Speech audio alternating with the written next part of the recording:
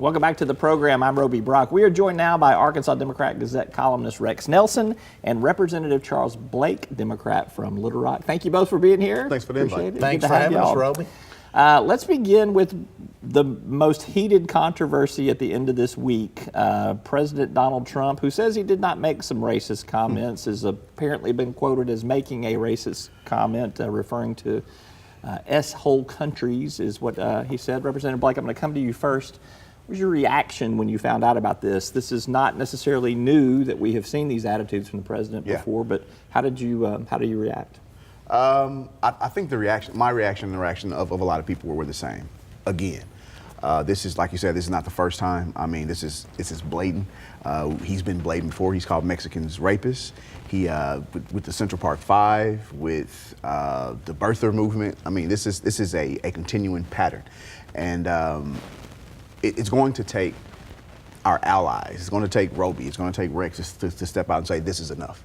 You know, I've been charged with you're going to use the race card, you're going to be used race baiting, and that's something that if I see something, I have to say something. Mm-hmm. But it's not going to take me or someone in my stature or someone who looks like me to change the perception, to let the world know, to let our allies know that this is not our sentiment, this is not who we are, this is not who we are anymore. Mm-hmm. It's incredibly embarrassing because not only was it racist, it was ignorant. Mm-hmm. If you look at those immigrants who's come from those countries that he from Africa. Mm-hmm. I mean, I was fortunate enough to go to a college where we had 50 people. We had people from all 50 states and from 51 different countries. So there was more Africans on campus than African Americans. Mm-hmm. So if you want to talk about people who are coming here from Africa to be in America, they're trying to extend their education. Mm-hmm. They're adding value to our state, to our country. So to come out and say that they come from S-holes, I don't know if we have to censor it. If the president can say it, we can say it, right? Well, we're going to censor it on this TV show today. Rex, let me get your take on this. So well, I mean, unfortunately, it's not new.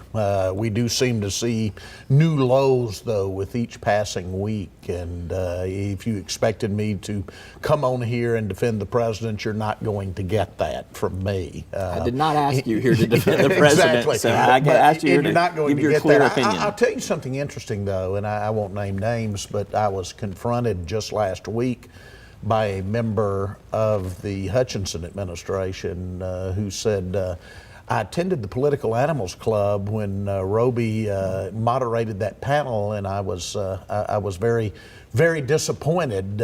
You sounded too much like John Brummett. And I said, well, there are certain things I just can't defend, and I don't think other Republicans can try to defend. Yes, I did work for a Republican governor. I worked for a Republican president, and I was proud to serve in the Huckabee and the Bush administrations. But there are certain things here that are indefensible, and this is indefensible, and that's what I explained to that administration member who confronted me just last week. I got some of that same feedback too, by the way. We should hear from that administration. We should hear from the Hutchinsons. We should hear from the Rutledges. We should hear from Cotton and Hill about. Cotton was there in the room, saying that this is not where we need to be. This is not where we're headed. And coming up on the Martin Luther King weekend, and those people will be at the Martin Luther King Megafest, and we know what the legacy of Martin Luther King is. So to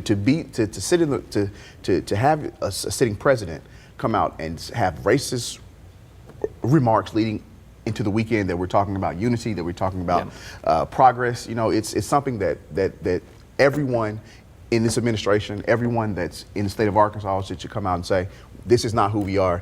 That was racist, and we demand better. Well, here to accept your challenge, I will say those were disgusting comments, and they are not tolerable in a society like we have in 2018.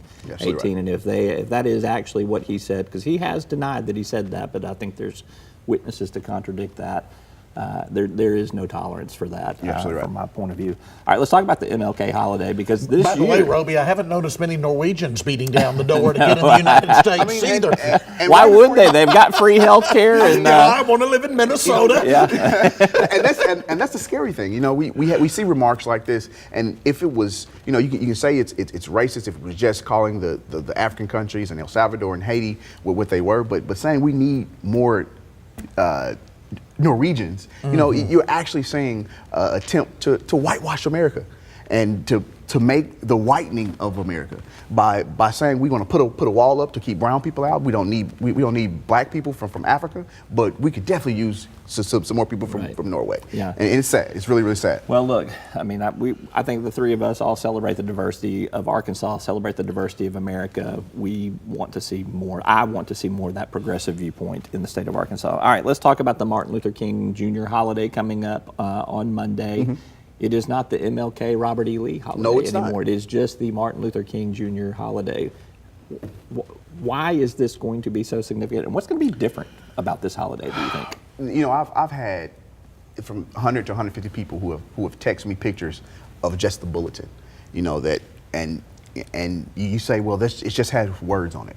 Words matter, mm-hmm. Symbols matter, monuments matter, the state flag matters. It's what I have 4 kids who are in grade school right now. They're going through Arkansas history. They're learning about our state flag. They're learning about our holidays, and to say that this is where we were and this is where we came to.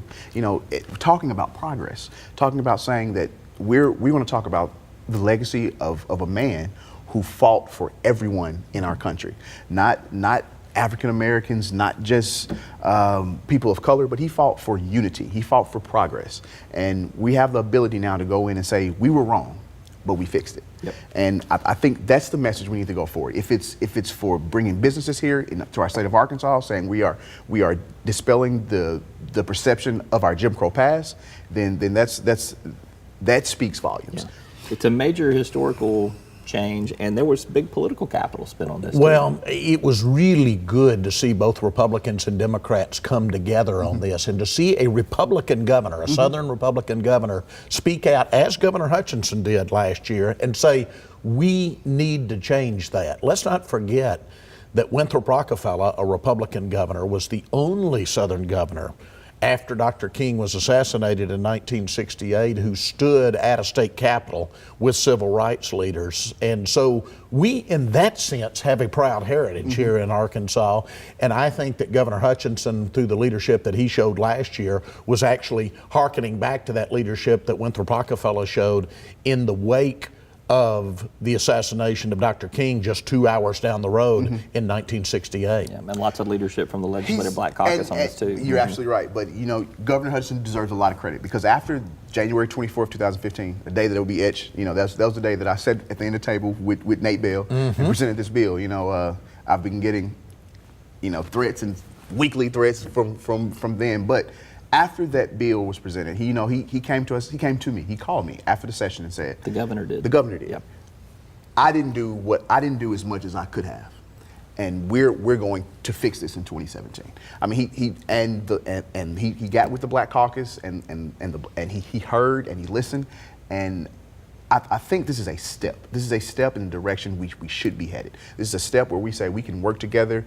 Period. If it's coming together and saying we corrected a wrong, if it's coming together and saying we know our image should be better, this is a tangible evidence of the change that can happen when everyone knows the path that we should be going. Staying with our theme of civil rights and race and Arkansas race in America, I'm going to give you the last word in our segment here. You've got some columns upcoming on some things happening in the Delta that are pushing for progress over there. Give us a preview. Absolutely. Sunday's paper, I have an essay on the front of the perspective section and a column about the work of the Walton Family Foundation. People think of their home region as just being Northwest Arkansas, but they actually consider Phillips County, Arkansas, and Colma County, Mississippi, just the other side of the river, as part of their home region. So I recently spent 2 days over in the Delta with Kyle Peterson, the executive director of the Walton Family Foundation, and it goes back to the fact that you remember Sam Walton originally had the Ben Franklin store in Newport, Arkansas. Right. And My grandfather had the Sterling store in Newport, Arkansas, at the other end of the block from and me. my father was head football coach at Newport High School starting in Small world. 1948. No Isn't it a small kidding. world when Small the Waltons were there and we're a hunting buddy? But I go into a little bit of that history.